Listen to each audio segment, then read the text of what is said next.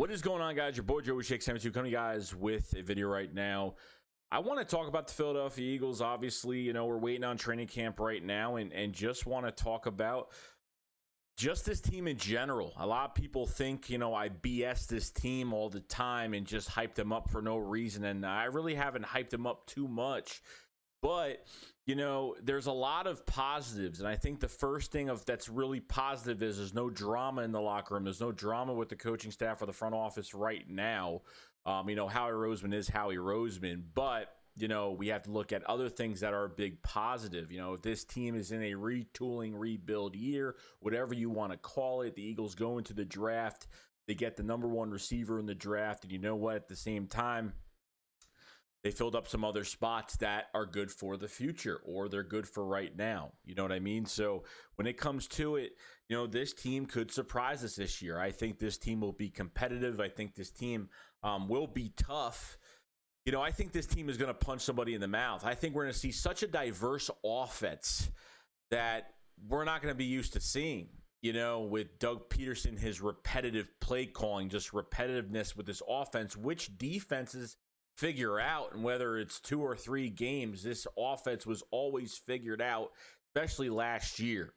Okay, almost everything was wrong last year. I can't say there was anything that was really perfect last year. The only things that we've gotten out of last year in 2020 were guys like, you know, Travis Fulgham and Alex Singleton. You know, those are guys that we've gotten out of bad seasons. When the Eagles have bad seasons, we always find those gems. We find those rise up stars, those rise up players that really put a lot of work in and see them play consecutively well, consistently every single week.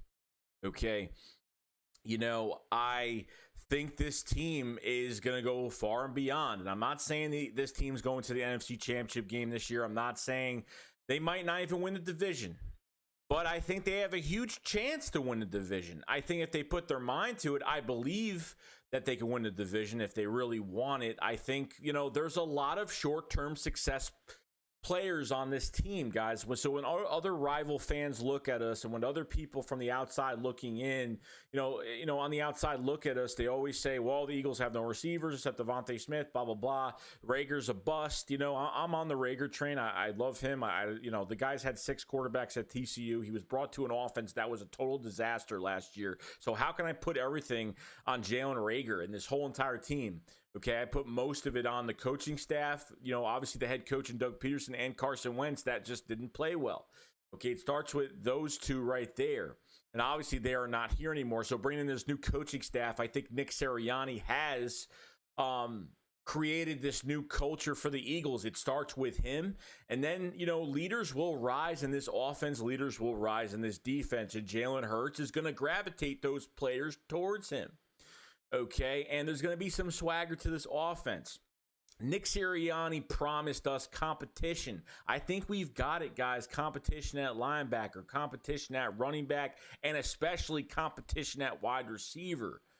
Okay, and that's what I do like. We're not picking favorites. We're not playing favorites. It's a full-blown competition with this whole roster. So whether you're a veteran or a young guy, your spot is not safe at all, period.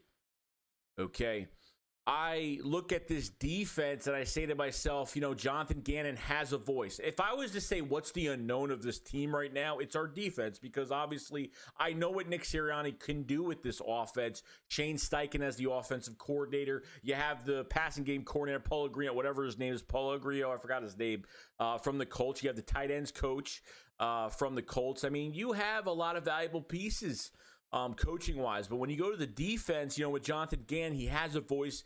You know, he has a lot of Mike Zimmer coaching under him, so he does like to camouflage a lot of coverages, okay, and make it look like something when it's really not. You know, he likes to blitz his linebacker. He likes to do the things that Jim Schwartz couldn't do. And with Jim Schwartz, didn't know how to, I thought he knew how to use his defensive line, but really, other than that, doesn't know how to use his cornerbacks. prevent defense when he doesn't feel safe about his cornerbacks, doesn't put his cornerbacks on the line to jam those receivers. You're giving them free releases when the corners are off 10 to 15 yards or maybe even more than that.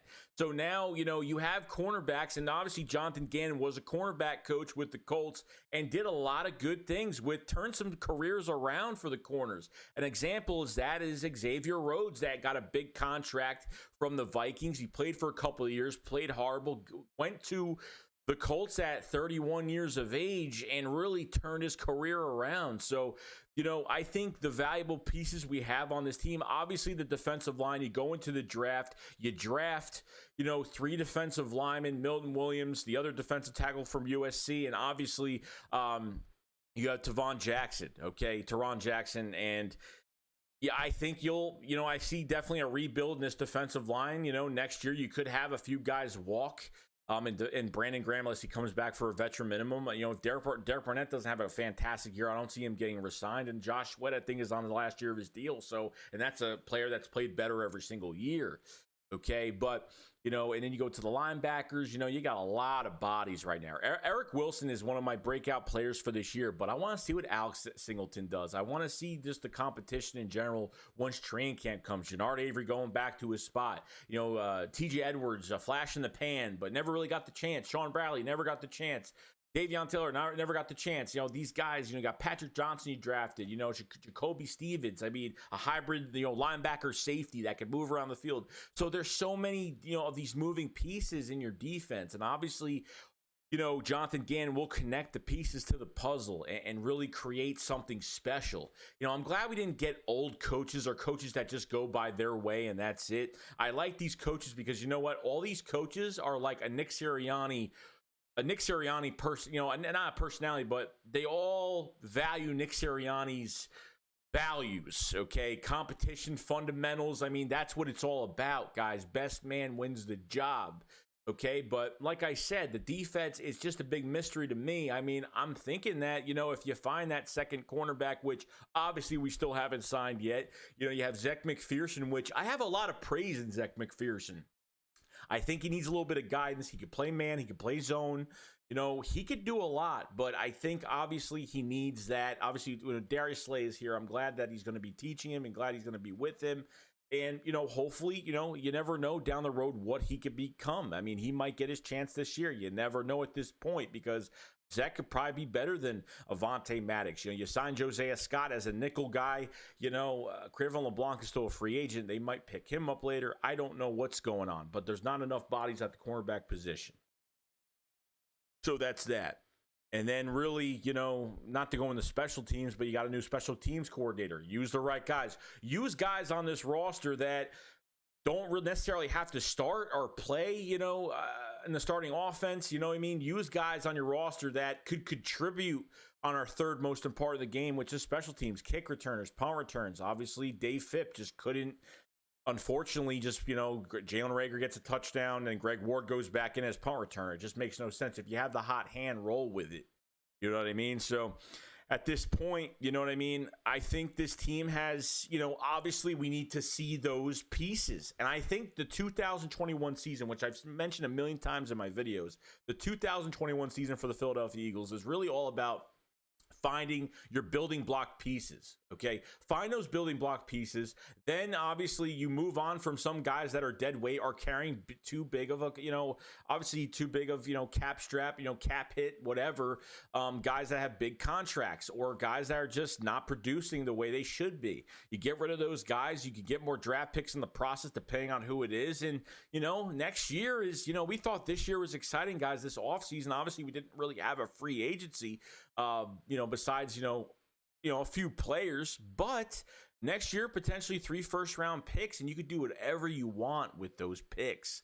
Okay, so it's going to be very exciting, especially next offseason in 2022, but I'm looking forward to this year. I'm not taking the year off and saying, I'm just going to, I'm going to go through the wave of this team and kind of get a feel of what they're trying to do, and I said 7 to 9 wins would really make me comfortable, but I think they can go beyond that if they really put their mind to it and they do everything correctly. I think this team can go 10, 11 wins if they really wanted to. And I'm not even kidding, guys. I think this team has so much potential and success. I think And the good thing, even with the receivers, like there's so many guys that had such short-term success. We needed to see more.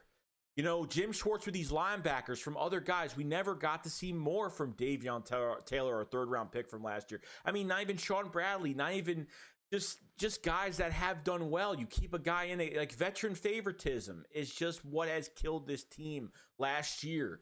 Okay, and obviously the way Howie Roseman has been re-signing the same guys, the draft picks have not been working out. So what you get with this coaching staff is literally what you get with the coaching staff is it's a developmental coaching staff. Like, you brought these coaches in because, number one, they're young, they want to prove themselves, and we need development guys. You know, you could pick the players, but if you got no development, you don't make these players look good, you don't, use these players to their strengths, you're not going to have a football team. And then you're going to keep restructuring older players to make up cap space. When you're a team that's 70 million going into this year, when you're a team that's 70 million over the cap, okay, you don't restructure as many players as possible to get under the cap. That means that we are bad with the cap space.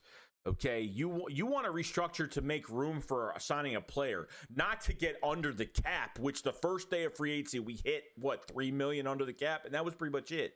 So don't want to go out too long, but if you want to ask, Joe, how much do you believe in the Philadelphia Eagles? I believe in them 95%. I mean, I'm up there because I think this team, I think Nick Sirianni is going to exploit the talents that this offense has. And I think with Jonathan Gann, he's going to, he's a very edgy guy and he's got a big voice, and leaders are going to rise from the depths of this defense. And we're going to do some really good things, guys. I think things are going to be done the right way, but in the right direction. Okay. But other than that, guys, I don't want to make this any longer, but today we have the Philly Shakedown podcast at 9 p.m. with me and Philly 500. Philly 500 was on vacation, so we are glad to bring that tonight, and we are very excited. So we will see you guys tonight, and appreciate you guys watching. I'll see you guys later. Shakes going up, Flawless 5. Peace out, guys. Peace.